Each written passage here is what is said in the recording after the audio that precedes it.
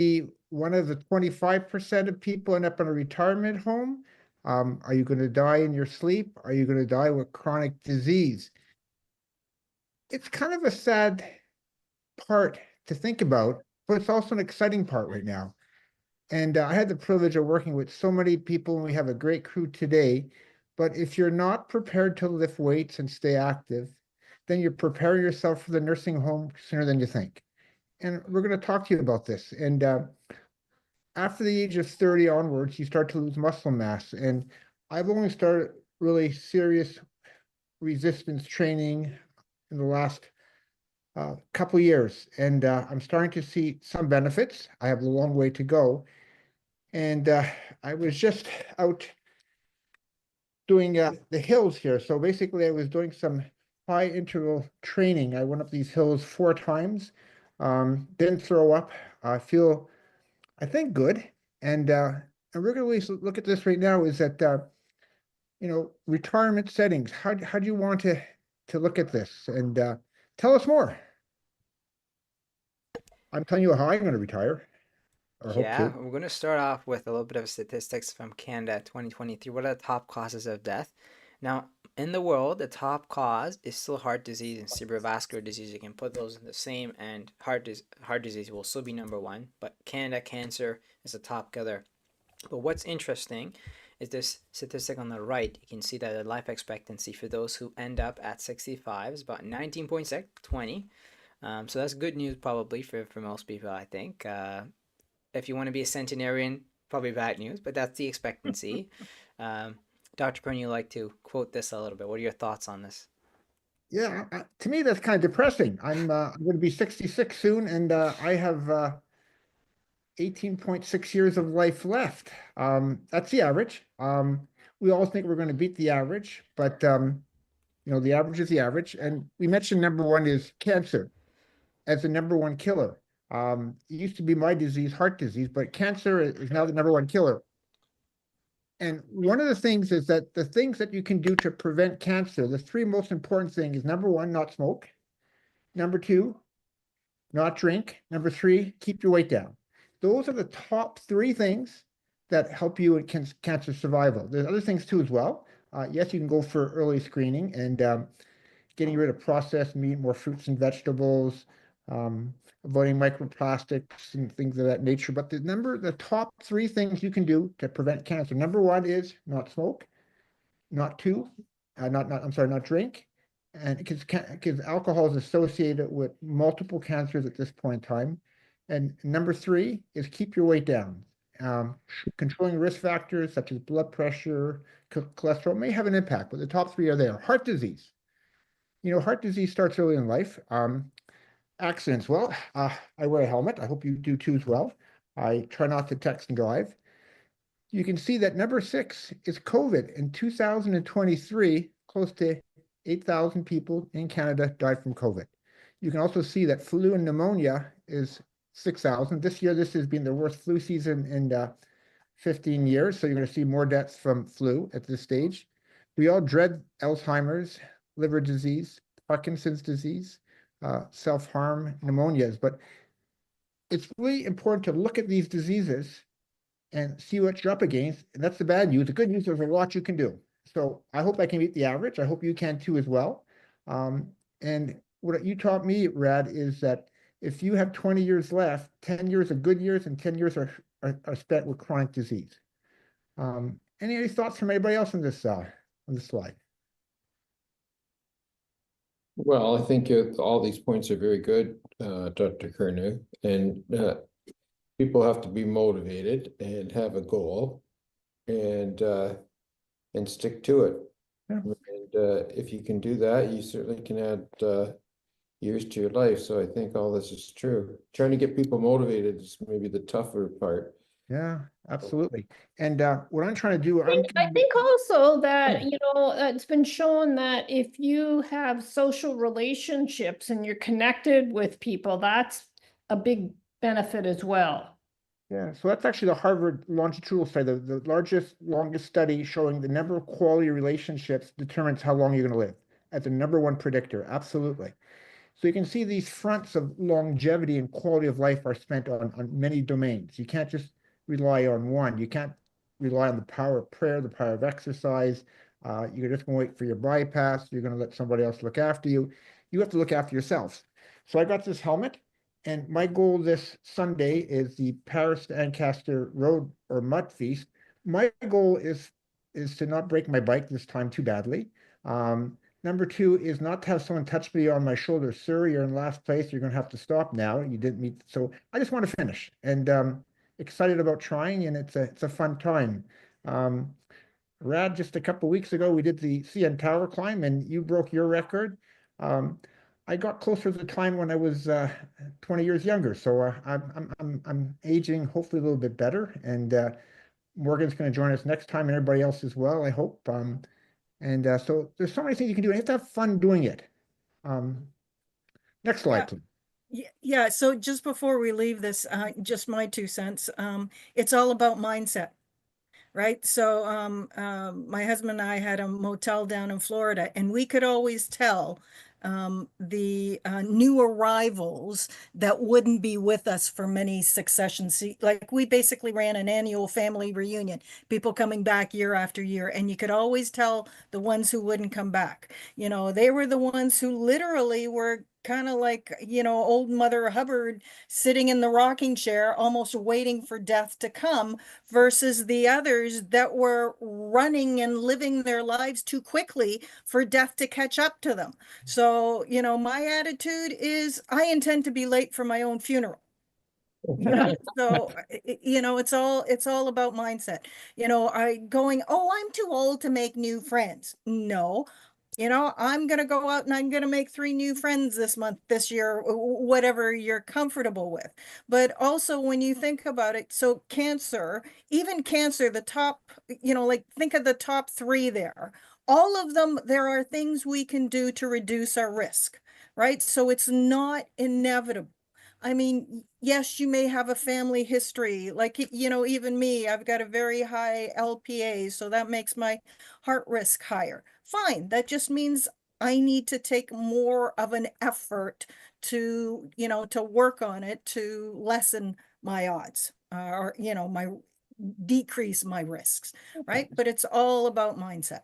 So a couple of things you can do. We'll just go through some of the heart disease. The two biggest things you can do is get an LDL cholesterol less than 1. If your LDL cholesterol is at 4, your total cholesterol is at 6, getting it down to cholesterol 3, LDL 1 decreases your risk by 60%. Normalizing your blood pressure increases your risk. Obviously being on a good diet, but remember 80% of cholesterol is made by your body. Accidents, well, you gotta wear seat belts. You gotta think about safety. Stroke, you know, blood pressure, and atrial fibrillation. If you have atrial fibrillation, you need to be on blood thinners. Chronic respiratory disease, you know, that's basically smoking and, you know, smoking, and some exposures. You know, COVID, people are sick of COVID. Well, COVID is a brand new disease. It actually shortened our lifespan right now on average by about 2 years. Diabetes, well, if you have a brand new diabetic, if you lose 20 to 30 pounds, you can put your diabetes into remission with 8% probability. Flus, pneumonia, avoid people that are sick and get your flu shot and get your pneumococcal vaccine. Kidney disease, well, you know what? Is that don't smoke, control your blood pressure, have a proper diet. Alzheimer's disease, that's a tougher one, but you know, the best thing for Alzheimer's disease is to keep your brain active, learn new skills, and control your risk factors from cholesterol to blood pressure. Liver disease, don't drink and keep your weight down. The leading cause of cirrhosis right now is fatty liver, being overweight. Parkinson's disease, there's some infectious causes of that, but there's still a lot to learn about Parkinson's disease. One of the good foods for Parkinson's disease now is coffee. And, but you know, I don't think we have good impact how to prevent Parkinson's disease. Self-harm, sepsis, pneumonias, you know, is that if you have, you know, so sad and depressed, try to get the proper care you need and get support. And you mentioned having quality relationships is important. And all of us is that I feel very blessed because I know you all and you've got all enriched my life and add years to my life. So that's a brief overview. Now let's just go watch the Leafs win the game, I hope. We'll see. What's the next slide? Yep, next slide. One more about falls, and this is why we're talking about this topic in the first place. Lots of people fall. I know Philip and Joanne, you can touch on this topic. What happens after someone falls?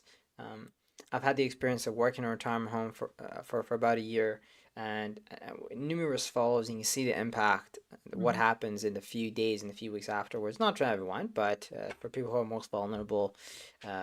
If they didn't use a walker, they start using that. Conversation about going to long-term care. You hear that a lot. So it's a challenge, and it's one of the motivations, right? And 1 in 3 is a big statistic. The things that happens afterward is not pleasant. What are your thoughts on this?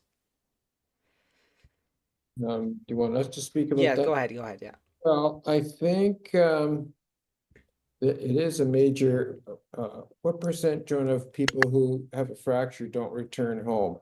If they're over like About 50%, 50%. like if A you're over fractured 65. hip is a life changer. You will never get back to where you were. When you're older, yeah. And usually that's osteoporosis. So I think the things that help osteoporosis when you're younger is fitness and a proper diet. Don't smoke. Alcohol, limit that or none because it's hard on the bones. And if you do have a screening and you have osteoporosis, make sure you get treatment. I'm really shocked at the number of people that come to our long-term care facilities from hospital who had fractures and then they sat in long-term in the hospital for months and weren't offered any treatment for their osteoporosis. You don't need a bone scan. You have a fragility fracture. You should be able to fall from standing and not break a bone. And most of these are older people that have tripped over, hazards in their home. And you got them listed here, the hazards. And they were never treated. And it's too bad because we wasted some months and it's been shown to prevent further fractures. So I think when you get older, look at those, keep your, papers and don't clutter, make sure you don't have fall mats, make sure you turn on the lights when you walk into the bathroom, non-slip floors. All this is important, especially when you're older. So what happened to me is that my brother, a few Christmases ago, came over, fell down the stairs and broke a couple bones. And his cognition was impaired. Both my parents died of dementing illnesses, and you can decide how demented I am at this point in time. So I said, look, I got to start a fall prevention program. So number one you mentioned is build muscle. If you trip or fall, you want to be able to catch yourself, and you need strong muscles to do that. So from things like squats, jumps, and things that nature, standing on one foot for balance is important. And the best way to build bone is to exercise, lift weights, resistance training. It's not hard to get calcium, not hard to get vitamin D. Well, how valuable they are, we can debate, but more important is don't fall in the first place by, wearing proper glasses, night lights, non-skid mats. I know where you are. And Don't remember, smoke and drink. yeah, don't smoke and drink, absolutely. And if you do, stop. And once you fall, you lose confidence. Yes. And you never get it back. And somewhere between 20 to 50% of people who fracture a hip will unfortunately pass away in the next couple of years. And it's that's just so right now I just did some fall prevention by cycling up those hills and tell us more. Next slide, please. Yeah, just to add on very briefly, I remember asked the nurse that we had, what's the biggest indicator that someone's about to fall? I got an answer I didn't expect that's not on this left list. It was the fear of falling. Someone is anticipating that they're about to fall. That's one of the biggest predictors, right? It's the summation of all the risk factors all in one. It's not mindset. Factually, but mindset. Exactly, because the person knows a weak history of being unbalanced. All right, we'll move on. So want to talk about Lori. I'll pass it off to the team and tell us a little bit about the update. She was actually our first patient story webinar back in October 2023. So I'll pass it off to the team. Go ahead, take it away. All right, so I'll be introducing Lori, but since we have Lori here in the flesh, would you like to introduce yourself? Oh, sure. Just, yeah, so I'm an accountant by background, worked, with the government, worked with the Ministry of Government and Consumer Services, now a name change. Something that always annoyed me as an accountant, because every time you change a name, it costs money, and why? But anyways. Yeah, I've worked in the private sector. At one point, I was in the glamorous world of high school lockers and metal toilet partitions. So at this point, still, I've been out of that for uh, almost 30 years, and I still can't walk into a bathroom without looking at who the manufacturer was. Yeah, other than that, I had a motel in Florida with my husband. Did that for 8 years. I went to high school in the States, and my dad stayed behind when my parents divorced. After a lovely year-long battle with my stepmother, the gavel came down and I was running the motel. So, okay. So we did that for 8 years. Yeah, I've seen a lot of senior, because most of our customers in Florida were seniors, right? I mean, we did have the locals, but most of our regulars were all seniors. So we've seen it from that side. And you'll see in a few slides later that my brother-in-law, my mother-in-law have both been, my mother-in-law in a nursing home, my brother-in-law in a retirement home. For the next one. Have been helping her out. So yeah, I've kind of seen a lot of it from a lot of different angles. So yeah, my personal history, high cholesterol is what brought me to Dr. Curnew more years ago than I think either one of us would like to admit to. And compliments of a program with the province that was offering free blood tests for the LPA. I found out that both Dr. Curnew and I share a very high, extremely high LPA. So that's a lipoprotein, basically just a marker for heart disease. So, another kick in the teeth, something else to be careful of. So high cholesterol, of course, suggests statins, but my liver doesn't like statins. So it's a constant battle between my liver and my heart. But that's okay. We just make it work. So in 2009, I had a gastric bypass. I lost a good bit of weight, but not enough.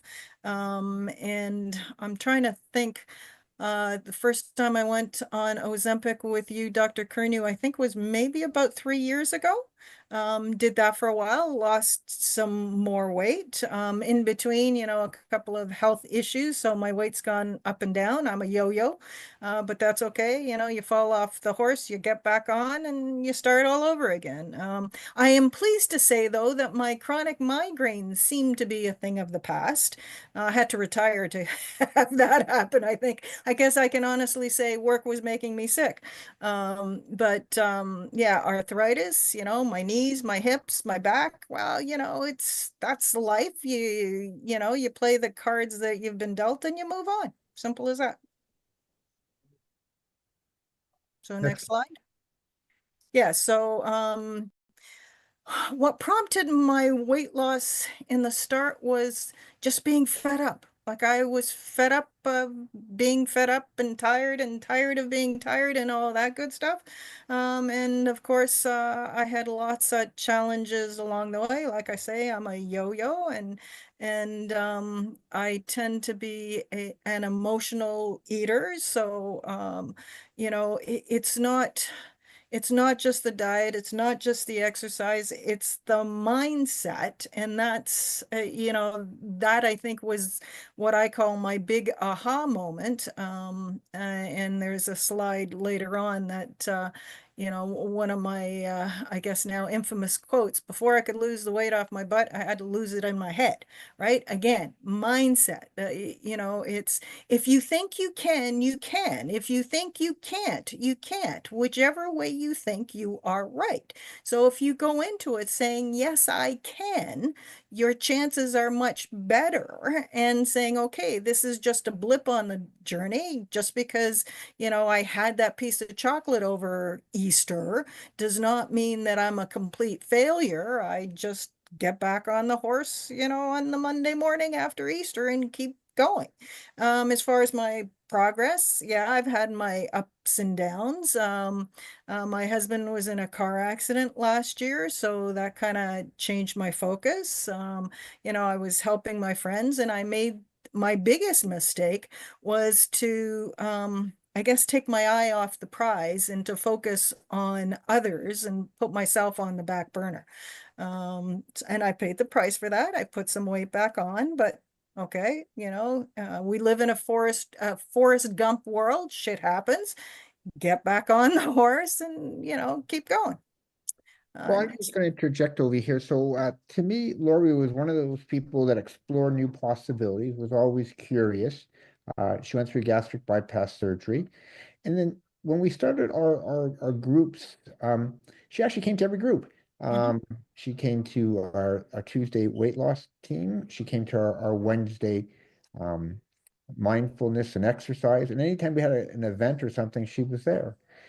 And part of going through bariatric surgery or surgery to lose weight, you have to go on something called Optifast. Optifast is a liquid supplement for a Yes. period of time. Um, but it's not a bad thing. It's relatively costly, but Lori has come up with a great concoction with natural foods, with spinach and other ingredients. And maybe at some point in time, Rad, we can actually show the video um, about, and you should take a look at that. So to me, Yeah, that and the recipes on the website.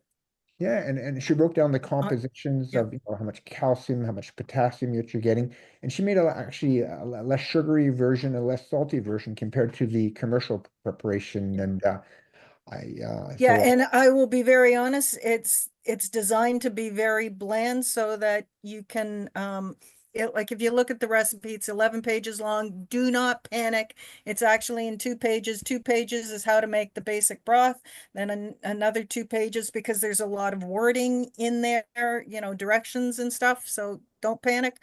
Yeah, so the broth, the soup, and then 7 pages is just about different spices. So I happen to like taco mix spices, so I can make my soup that way. But if I'm feeling, more in a, uh, depending on your weight loss goals, you could put a little cheese in it, or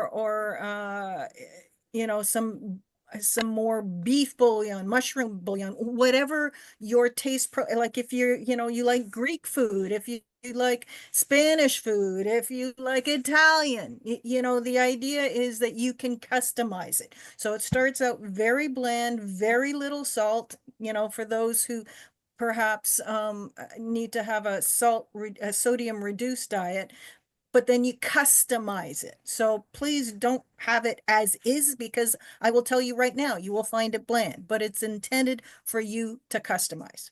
well, sometimes coming off food for a period of time, so you don't have to think about food, can be helpful for some of us.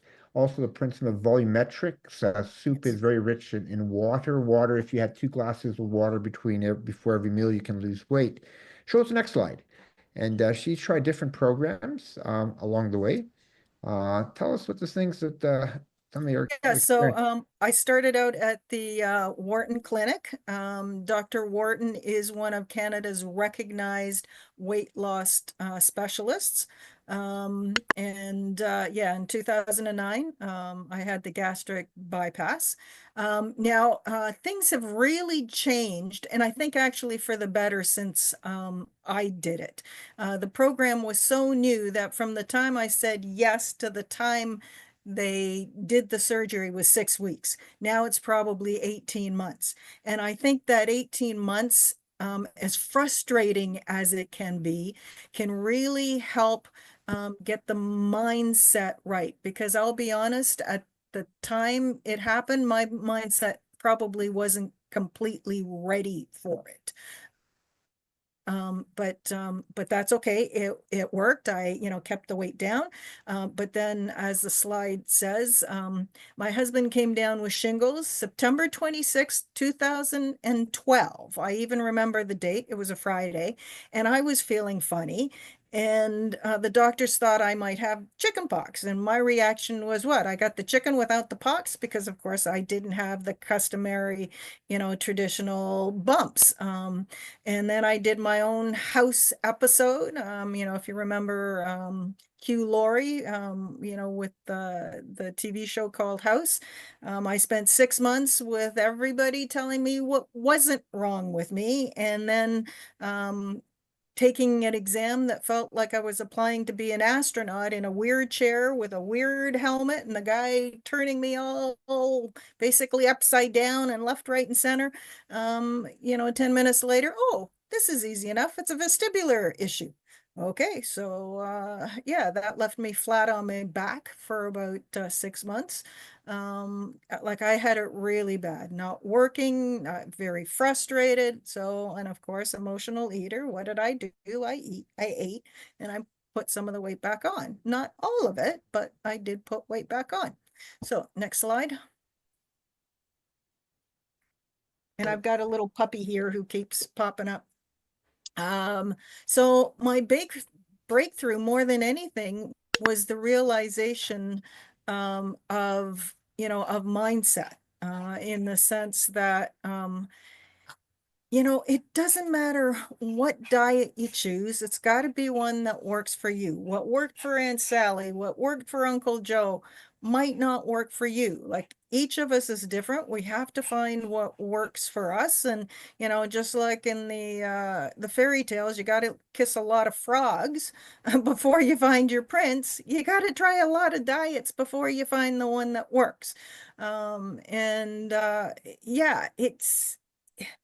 the weight may sit on my butt, but it was the weight in my head and, the logic that, I can do this, I can do this, the little engine that could. Once I got through that mental block, then it became easier.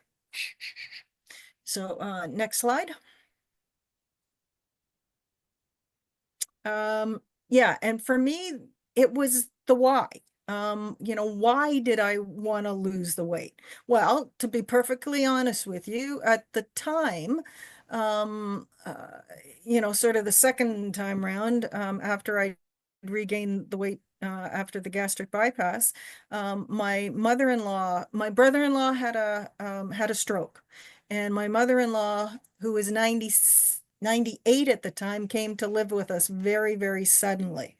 And it turned out that she had Alzheimer's, badly advanced. One of the things you learn if you've got a relative with Alzheimer's is they're really good at hiding it, as she did. And eventually we got her into a nursing home.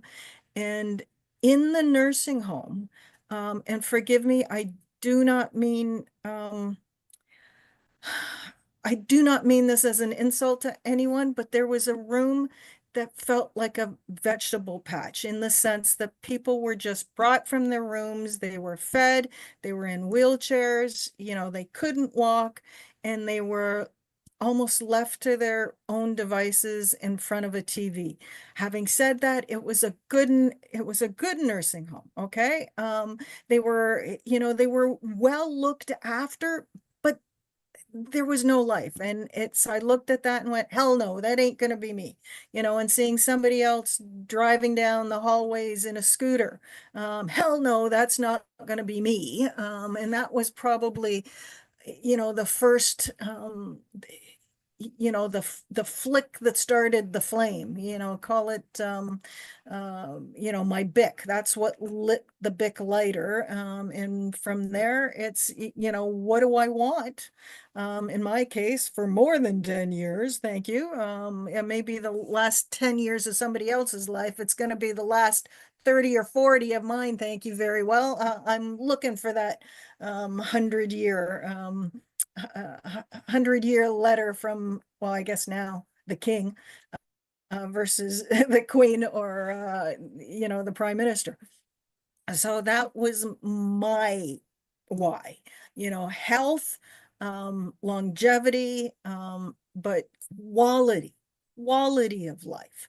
I love whoever came up with the golden circle. So yeah, so you know your why. So then the how becomes, okay, well, you know, duh, that's very simply, you know, diet, exercise, medication, whatever it takes, you know, and the how is basically whatever it takes. So getting to know the right people, doing the right things, getting the right motivation, being around the right people to motivate you. And that's what the groups are so great for.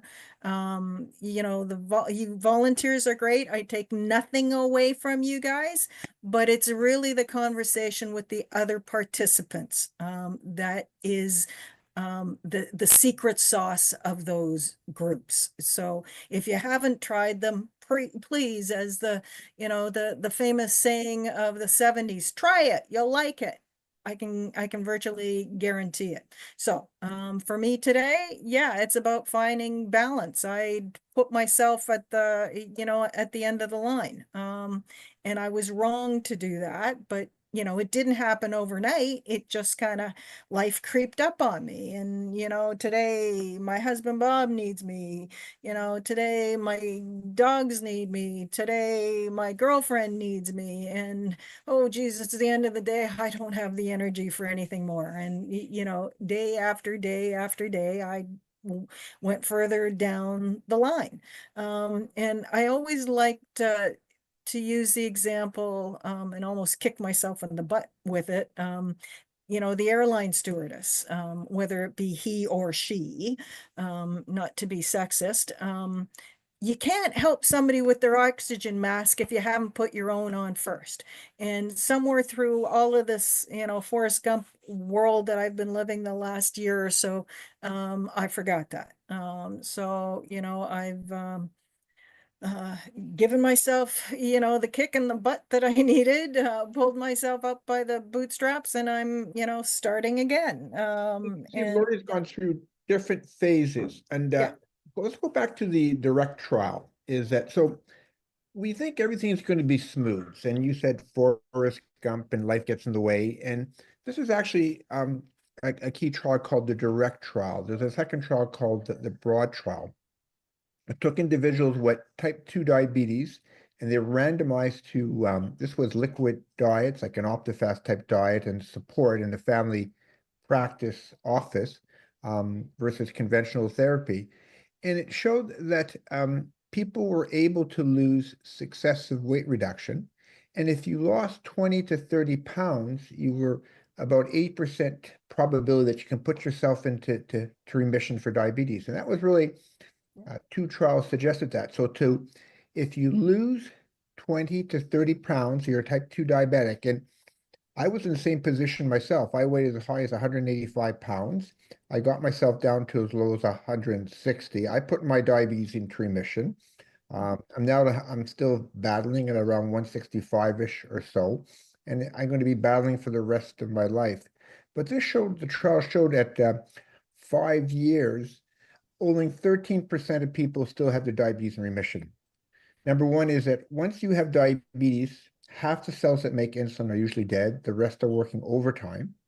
This is type 2 diabetes at onset form.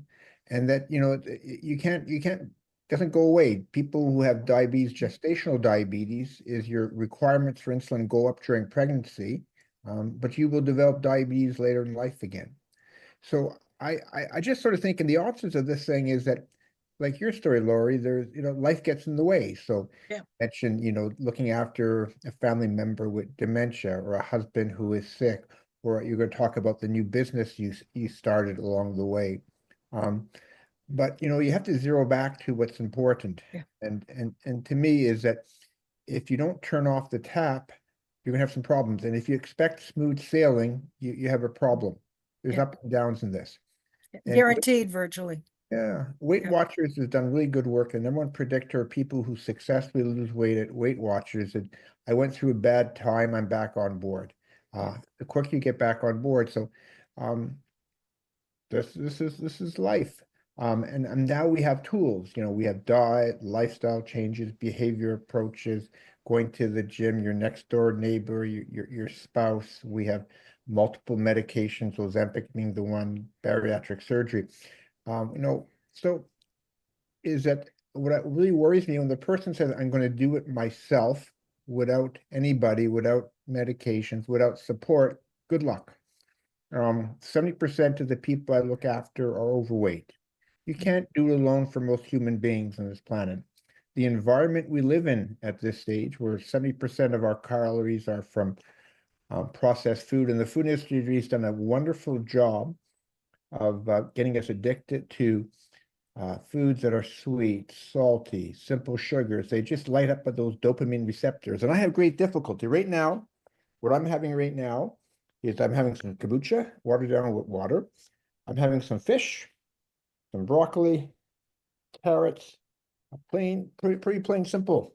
Now, what I'm doing wrong is I should probably eat in a mindfulness way and enjoy the food, but most of my meals are doing something outside. Please enjoy the webinar and eat and learn.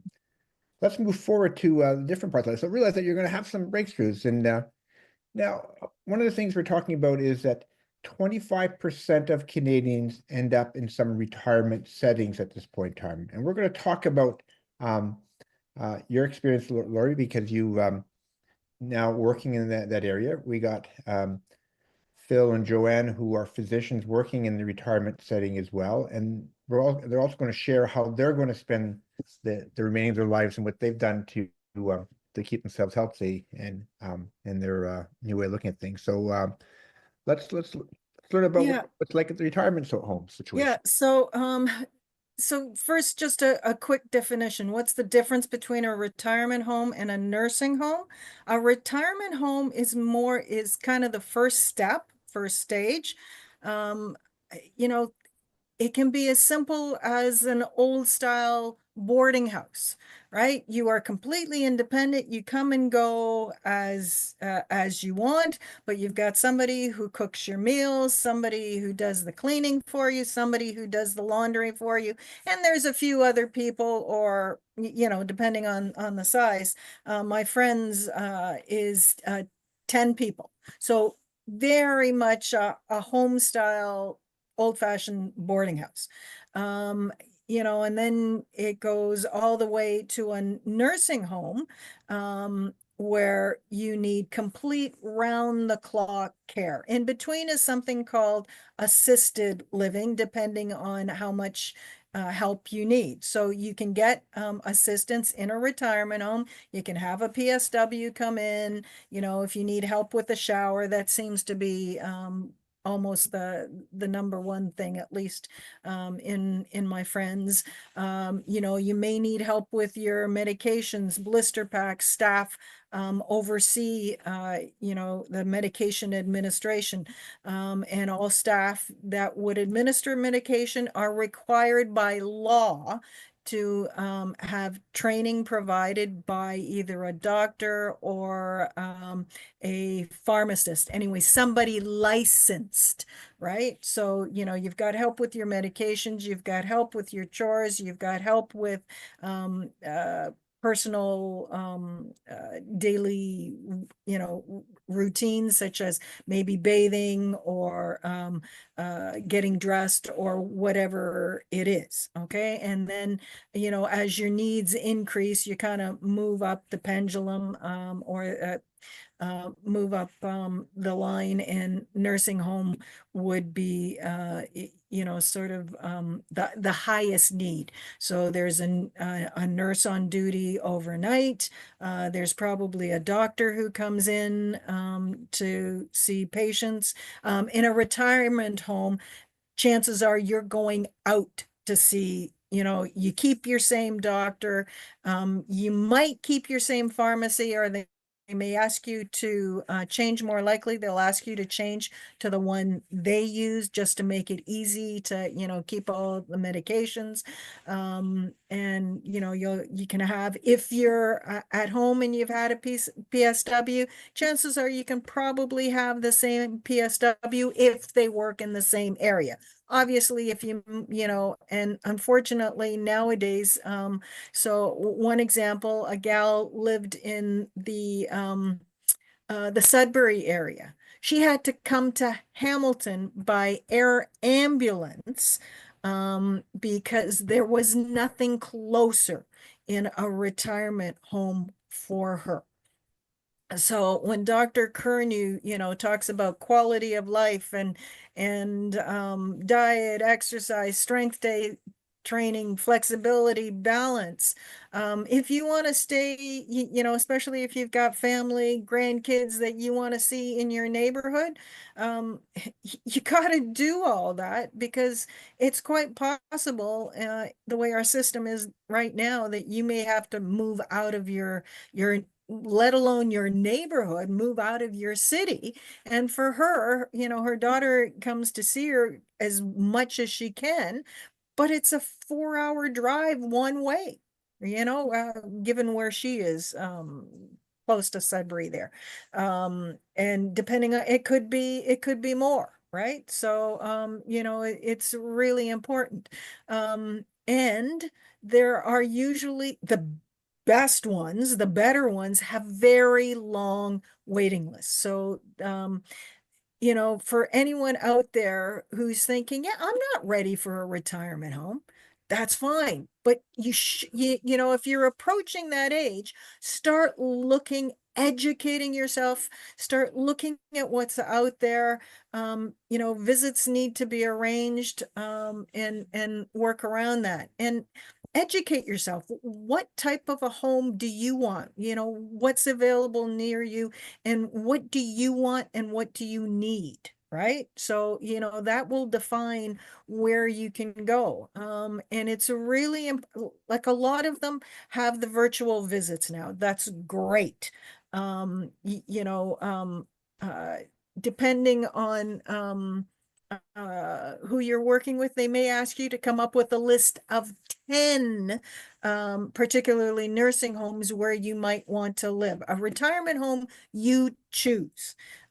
Nursing home, basically, you go on the waiting list, and you hope for the best. And frankly, and I think Dr. Phill there and Joanne, you guys know better than I do, the only way to actually get into a nursing home is to actually make it on the critical list, right? Would you agree with that?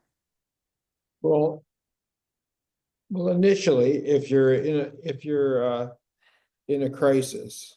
Yeah. And they're not coping, you'll get into a nursing home, usually not your chosen one. Exactly. And then, as time goes on, they can offer you, when your choice comes up, to transfer. By then, most people are used to the home they're in and don't transfer. Yeah. Yeah, but there's long waiting lists, especially down here in Niagara. Yeah. Especially for long-term care.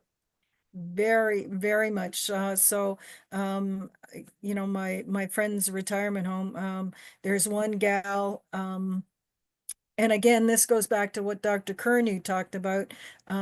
If you don't use it, you're gonna lose it. And this one gal, she's got, arthritis in the hips, arthritis in the knees. Well, frankly, so do I. She's older than me, but she's chosen just to lie around a lot. And in my humble opinion, non-medical, she's basically atrophying her muscles.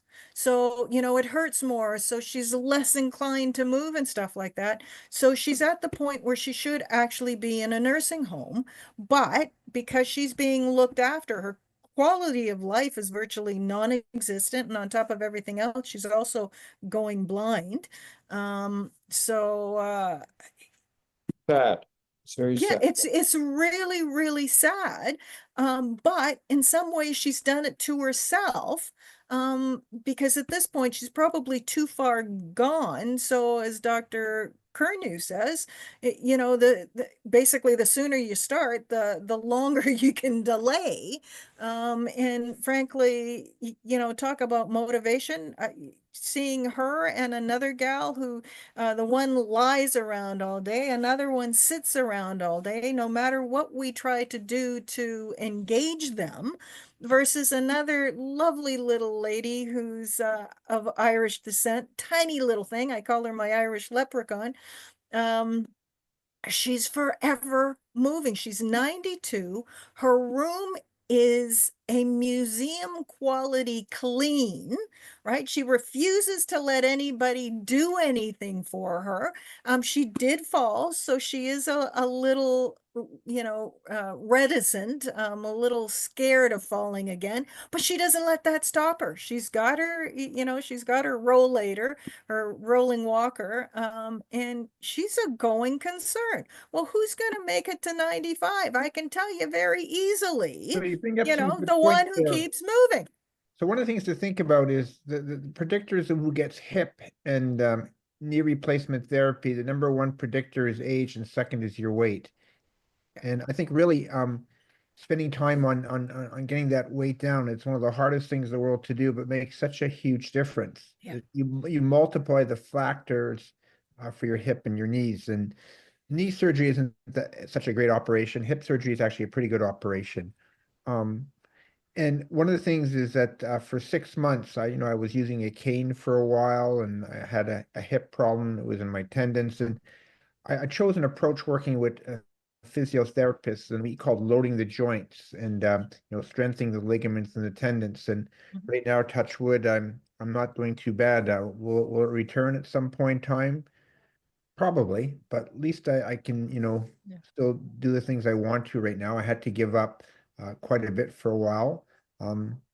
But please work at this. So I'd be curious for one of the things I learned when you get close to retirement age is that what are some of the things you want look where you live, and what are the things that are important to you? Do you like living in the country? Do you like having a fireplace? Do you like to be close to your family, or do you want to be away from your family? Do you like the outdoors? Do you like the city? Do you like to be in a community of people that share your background, ancestry, and things of that nature? What are the things in your house that's important? You're going to probably go to a smaller quarters, maybe 1 or 2 rooms or whatever it is, and what are you going to bring with you? So take a look around and take inventory of the things that's important to you, and what's in that circumstance.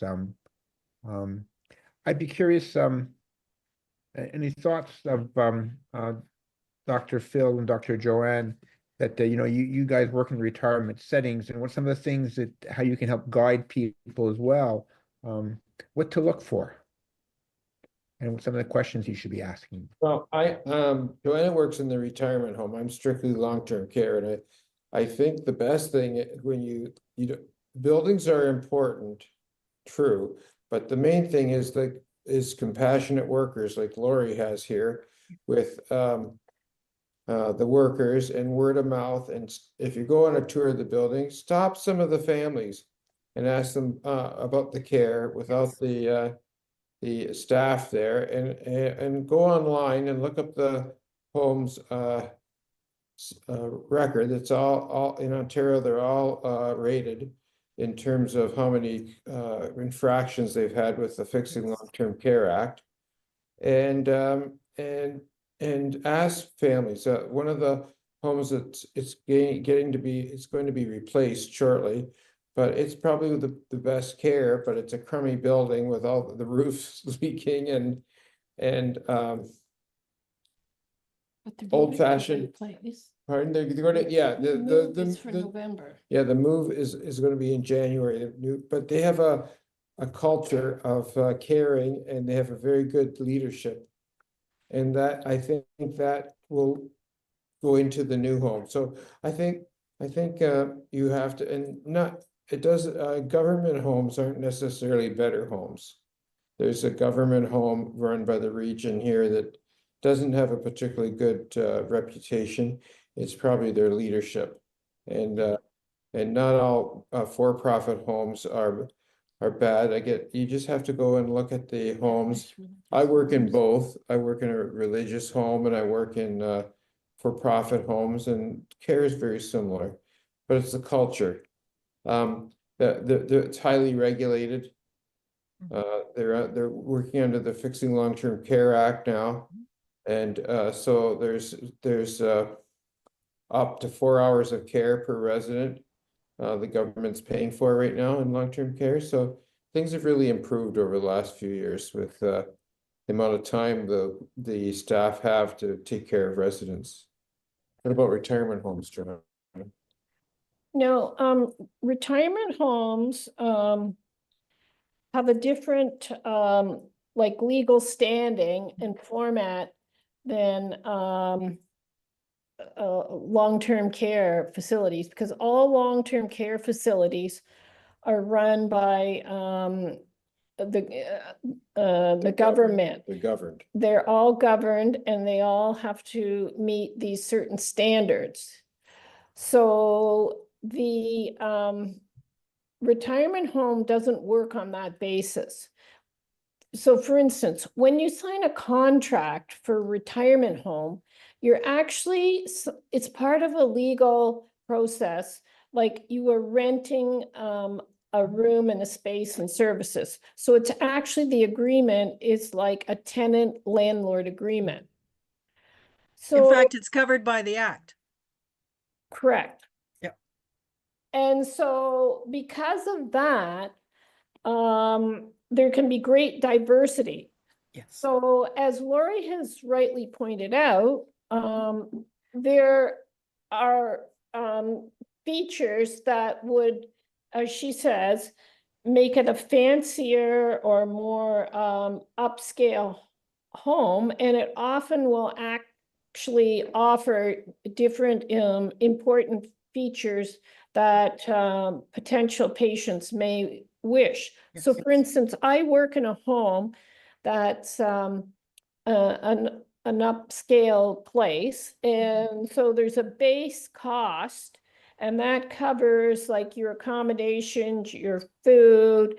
They have a music, well, they have a recreational director who has music programs and runs all kinds of programs and invites the public health nurses in to give some exercise classes. They have exercise classes 2 or 3 times a week. Now, it's quite a good home, but if you want other things, so as Lori alluded to, sometimes you're not capable of looking after your medication. So the nurse can, administer your medication, but that's going to cost you extra. Having your laundry done will probably cost you extra.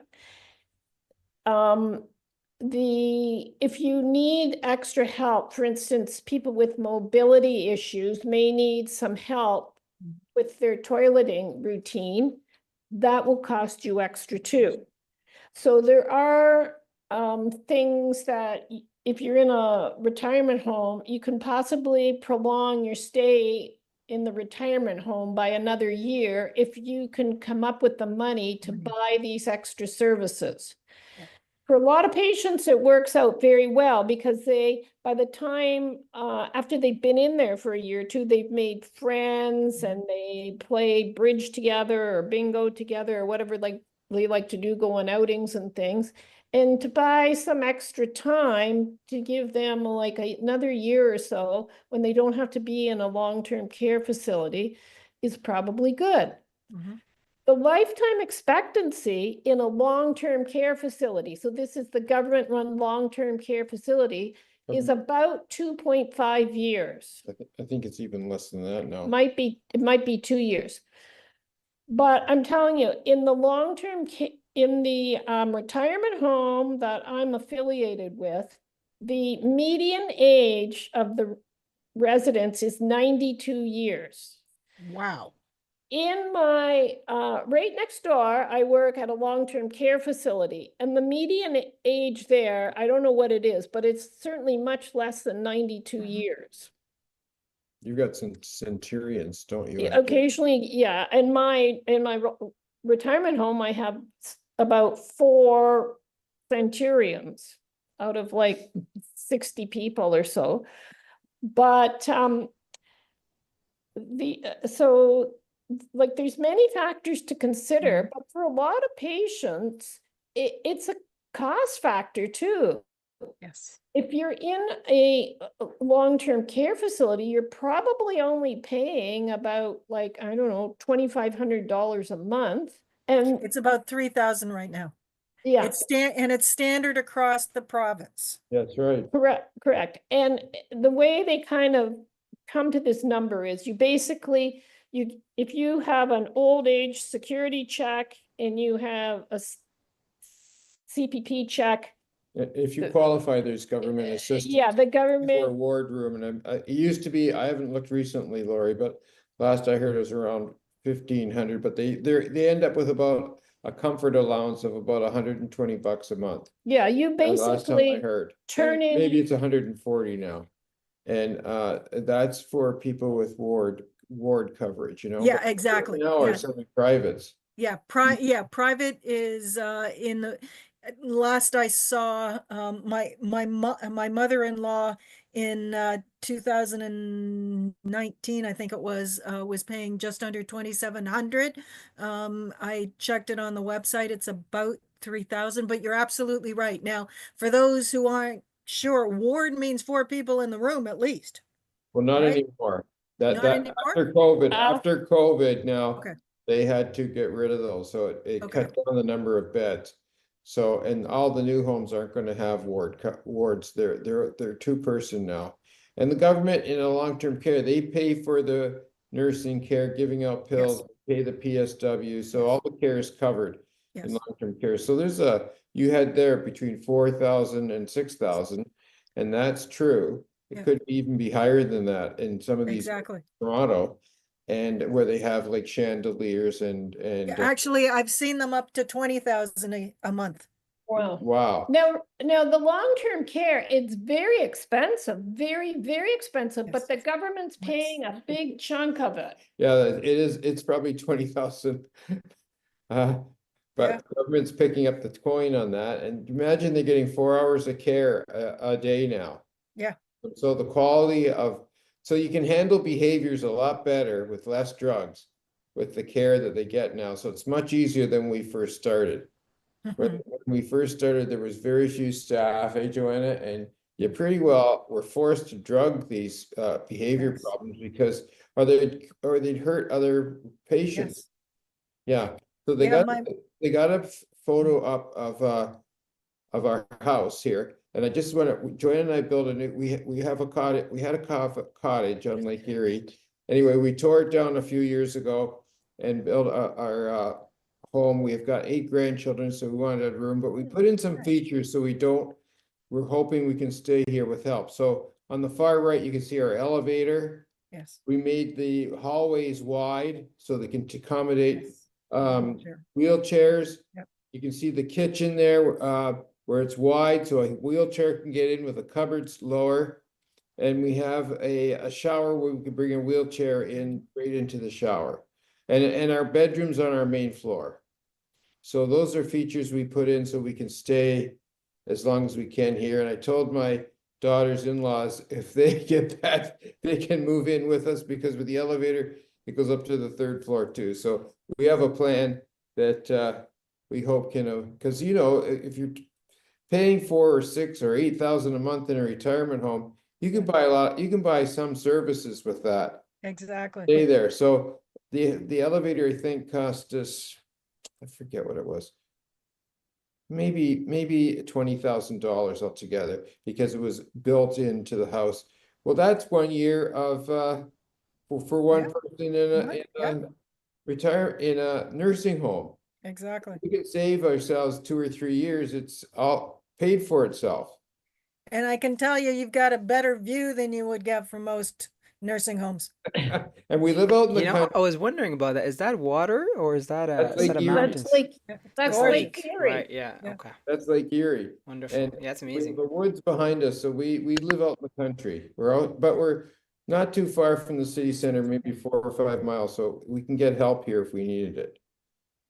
Yeah, and that's the secret, right? Because you also have to think about, do you want to live in the country or do you want to live in the city? But how close are you to getting services if you need them, right? Right. If you're on dialysis, and you're going, 3, 4 times a week, how close are you to where you would get the dialysis? All of that has to come into it.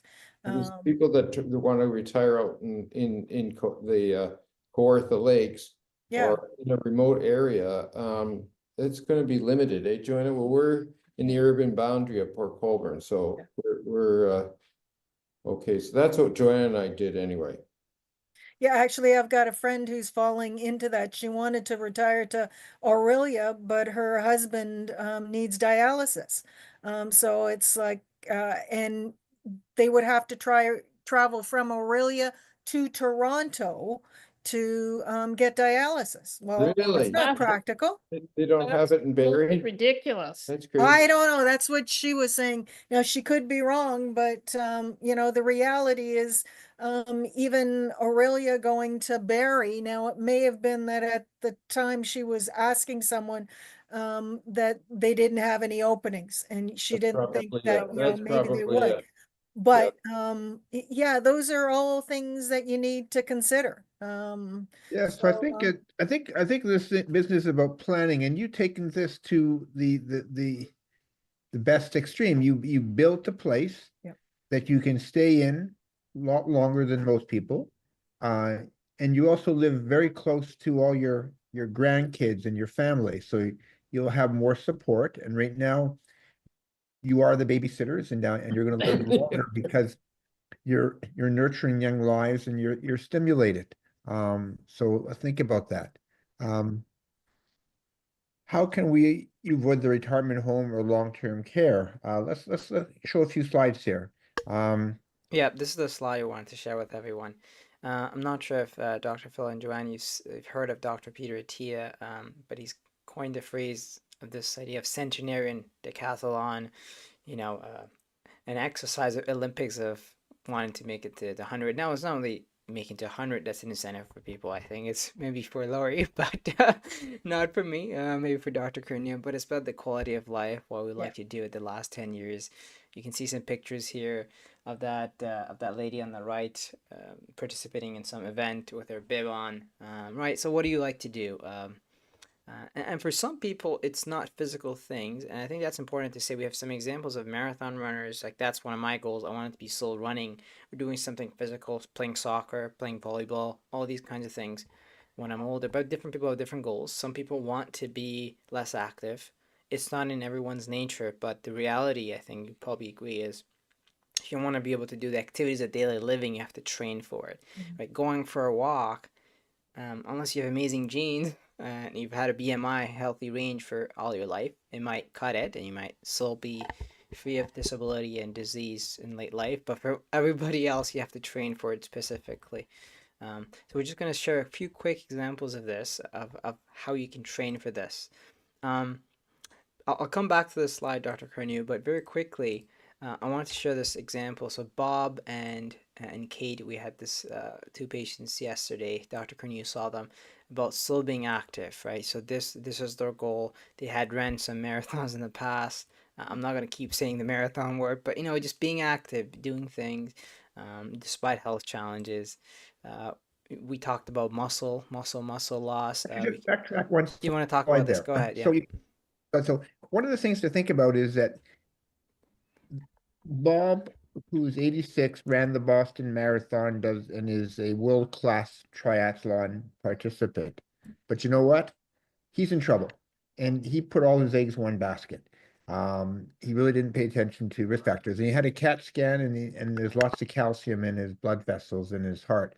So he has blocked arteries in his heart, and and there's so much he could have done to delay that.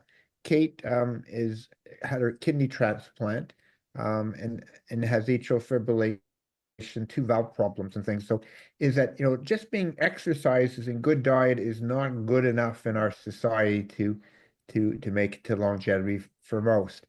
And these are people that are quite physically fit people. So I think you have to look at all that. You mentioned, Lori, about having a high LP little a and genetic markers and knowing your risk is important. There's so many factors. So know what's in your family and think about this accordingly. Now, show the next slide.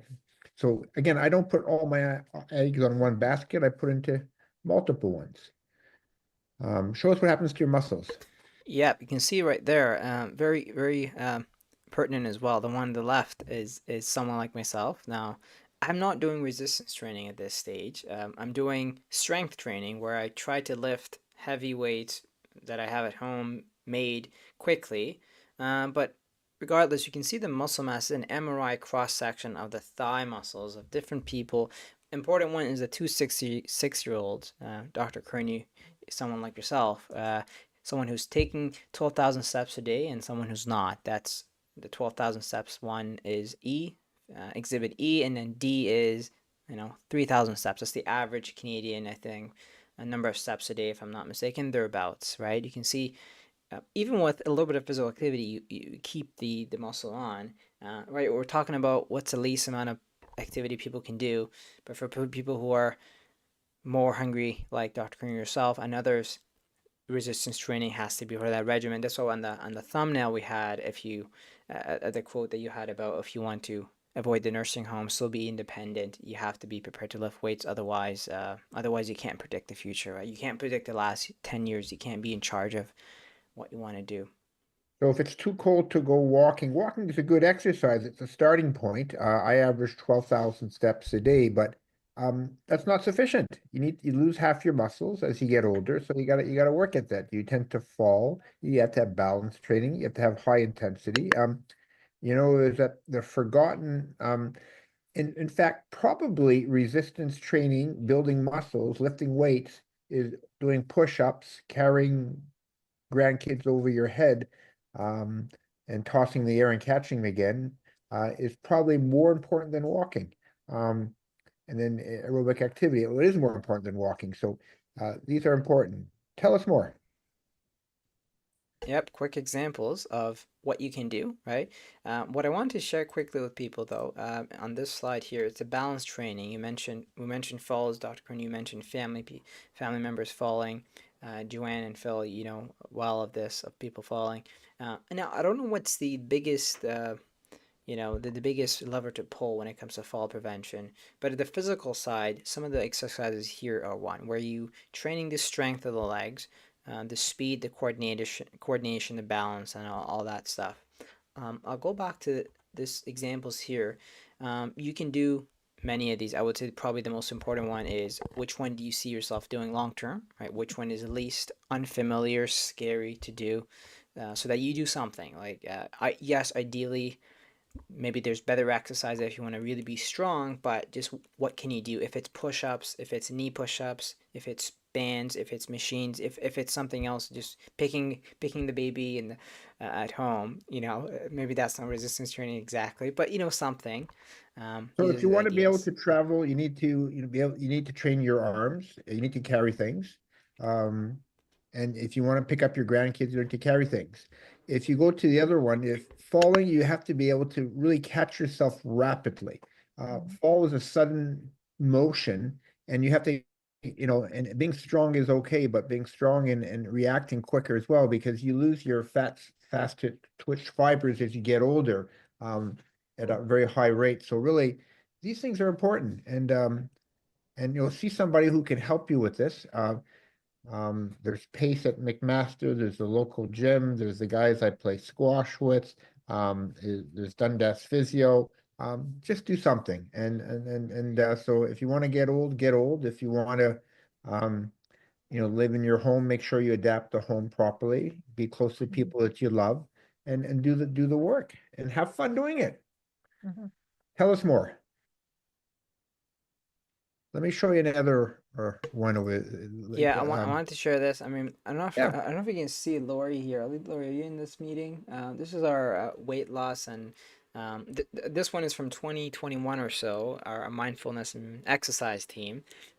So that idea about coming to a session, talking with other people with roughly the same goals as you is really helpful. Trying to do it alone sustainably over time is difficult for people who are serious in any sort of longevity or even healthgevity, if that's a word I can make, a health span. Doing with others. These are the Zoom link for people. Anyone, in case anyone's listening and interested to this section, always welcome to have people. These are the updated Zoom links? Yes. Good. All right. And All right. Yeah, and I can Yeah, tell go you, ahead, Lori. yeah, we talk about socialization and then the importance of that. I have friends that I've made through these groups. And in fact, one gal, I'm having lunch with her tomorrow. We try to get together as schedules permit at least once a month. So yeah, when you think, oh, Zoom, well, fine. I recognize the faces over time, but they're not really my friends. They can become friends. So, where there's a will, there's a way. And again, it's all about the mindset. Mindset, yeah. So yeah. Of course. Thanks for putting that input there. You mentioned the Pope and his passing, Lori. We had a few slides on this. So a rough timeline I put together, just to show quickly how quickly something like this can happen. You get a cold. So February 5th, he has a cold. The Pope Francis, struggling to speak at a Vatican audience. That event they had February 18th, very shortly after, hospitalized with pneumonia, and then March 23rd, after 5 weeks of treatment, he's out of the hospital, but still not out of the woods. And you can see that after any respiratory infections, the risks of heart attack, stroke goes up, right? And we looked at his history of COVID infection. In fact, any history of COVID infection increases those risks, even up to 3 years. That's the data that I looked at. So it's not just the 2 months or the 3 days or the 7 days afterwards. It does damage in some people, some of the vessels, the inflammatory pathways, and everything. Increases the risk. He's had 2 doses of the COVID vaccines. I'm not sure if he had updated ones. I'm not sure if he had any other things like the RSV vaccine, the pneumococcal pneumonia vaccine. Again, key takeaway is that these things happen quickly. Dr. Curnew, what are your thoughts on this? first of all, this was a great man. He his service to others, and we can only, our world is in trouble right now because we're too selfish. And here's a person, a simple man, born of very little, and doesn't want very much, and has delivered so much kindness and love to the world. And we're blessed that we lost a terrific man. But what I'm saddened is that we're arguing about vaccines, and if you could show the next slide about some of the things about these diseases, is that COVID is a major contributing factor to our morbidity. Just the flu, this has been a bad year, so I get a flu shot every year. Most of us should get a COVID shot once a year. Over 65, or you have problems with your immune system, you should get it every 6 months. We now have a vaccine for RSV, which affects very young and very old people. Just getting shingles can cause chronic pain over time. We have a vaccine that's over 90%, 99% effective. And if you get an attack of shingles, you're more likely to have a heart attack in the next few weeks.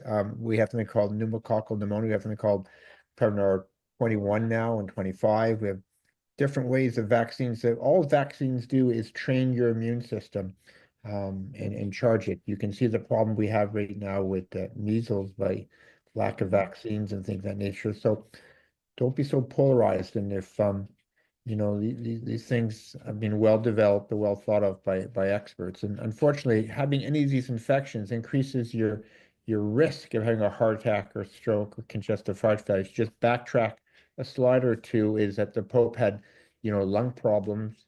I was at high risk to develop pneumonia. And I'm glad that he got to celebrate Easter and Yes. deliver his speech, but he was weak at the time.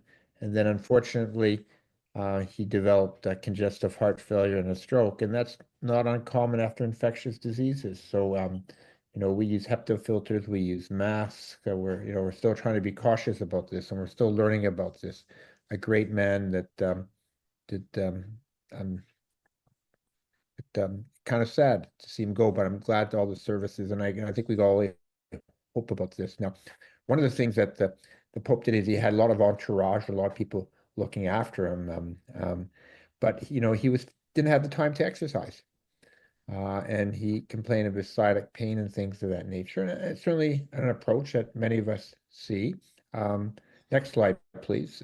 So I'm trying to make time for exercise and lifting weights. Look at this guy. He's 92 years of age, and he just completed his 30th marathon. I think he did about over 15 marathons in Rome. And he finished in 2024 in 6 hours and 44 minutes. He wasn't sure he was going to run it, but look at this guy at 92 years of age. How vibrant he is and things of that nature. So inspiring as well. So you have to think about how you fit yourself. And what a great man. How much time do we all have left and things of that nature? I've learned so much from so many people. Life is, you know, helping others is important when you go into healthcare, and many of us choose that way. And you know, when my time comes, I don't want to really be buried. I would love my body to be either dissected by the McMaster people. In fact, actually, I wanted my body to go to McGill, which is where I went to medical school. They're doing things with neurons and regrowing them and doing experiments. But I'd be too far away from McGill to get my body there in time. But either going to McMaster and doing something there to help other from dissections or organ donation would be something I would like. And rather than a funeral, I would love to see a celebration of one's life. Now we can talk about what the Pope wanted. And one of the things is make your wishes known. Yes. And one of the things is that I hear people say is that never send me to the nursing home, never put me in a nursing home. That is a very cruel statement to say to your family because there's always lots of guilt in those circumstances. You don't know what the future holds. I want the best for everybody. When my time comes, I don't want to be a burden on other people. I'm going to put infrastructure that, you know, Phill and Joanne have done that to their lives, and they've been service to so many. But please don't tell your family never put me in a nursing home, as that they'll do the best they can for you at that time, but make your wishes known.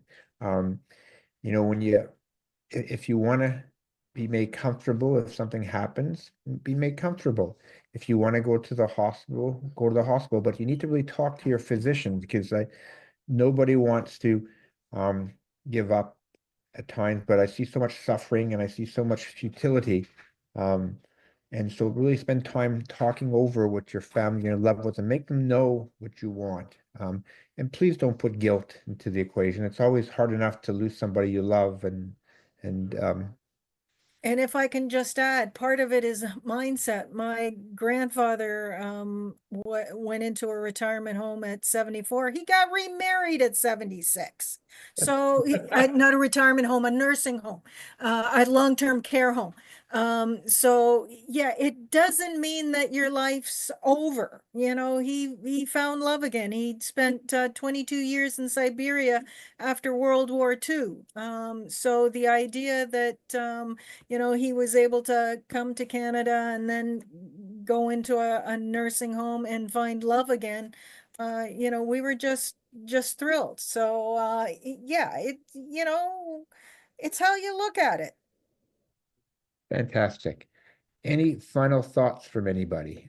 So the way I look at things is that you know, we're blessed to live in a society that has given us so much, and we can give so much as well. And the Pope is one of those individuals that I Mhm. was gave much more than most of us can ever give. But he also made his wishes known, that he wanted a simple funeral, a simple casket, not you want to be buried in a certain place. Yeah. So make your wishes known and make it easier on your family. Yeah. You know, put resources for how to look after yourself if you can. If you cannot, the state will look after you. You'll have about $150 left for to do things. You won't pick the place that you'll be in, but explore. And one of the things to keep young is to explore more. Final thoughts by anyone?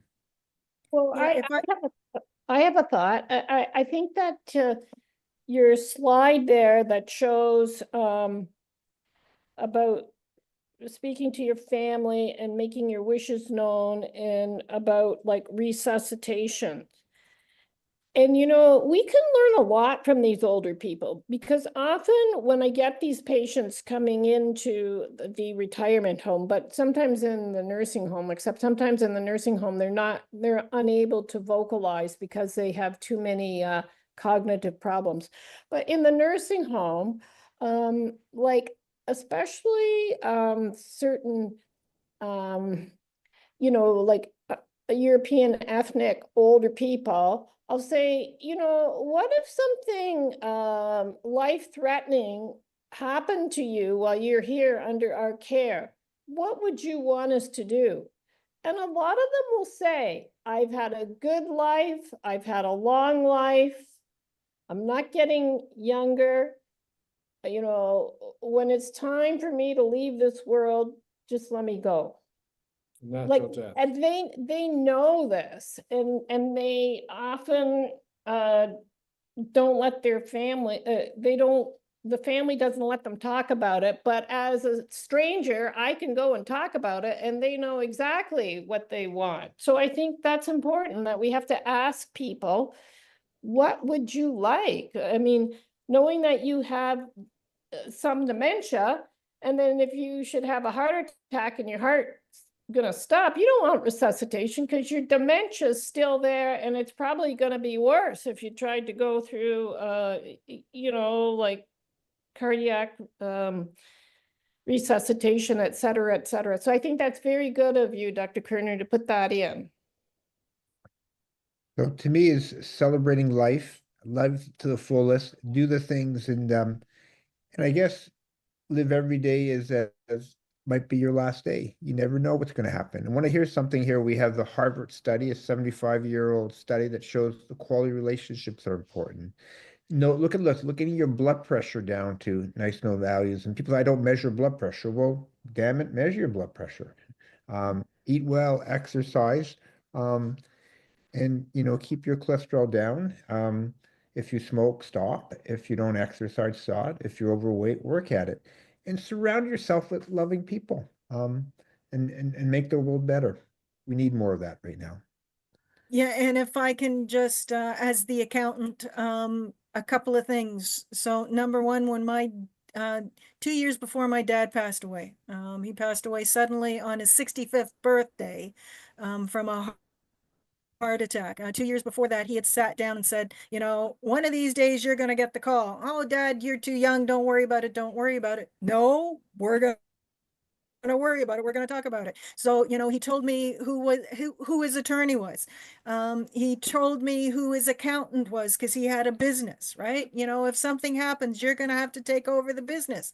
And I knew where to find the stuff. I knew who to call, and he was in Florida and I was in Canada, right? So really, really important. But he also told me what he wanted. So I got criticized because the first thing I asked was for the will to be opened. And it wasn't because I was who gets what, because I had a stepmother at the time, the Wicked Witch of the West. But it was more about what were his wishes because that was in his will, right? So it was really, really important to me that I did what he wanted. And I will tell you that my dad and I had a mutual admiration society. Those two, those two, those first 2 weeks, it was his words in my head. That's what got me through it. So if you want to do something good for your kids, tell them what you want. Tell them where to find the stuff. Get your stuff organized. And we had up the power of attorney for personal care. You need a power of attorney for personal care. You need a power of attorney for Property. personal property. Okay, and you need a will. Because, so you've been looking after Aunt Alice, you've got the personal care, you've got the POA, the power of attorney. So you're looking after her finances, you're looking after her. She dies, all your rights stop. You can't look after anything, even burying her. You can't get access to her money to bury her or whatever. And the fourth is prearrange.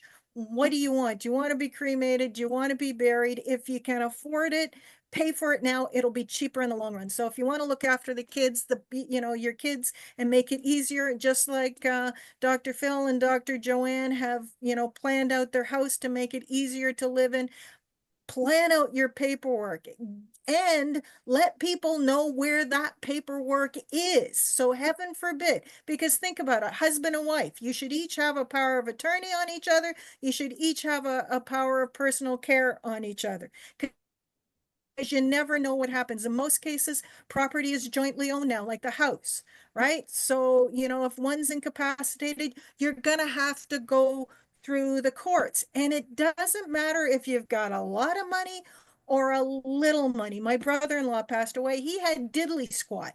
We still couldn't do anything. Like, I was thinking, okay, his money, we had all his finances joint, right? We thought, so therefore we don't need a will. No, and even accountants can make mistakes because of the way one stupid piece of paper was signed at the bank.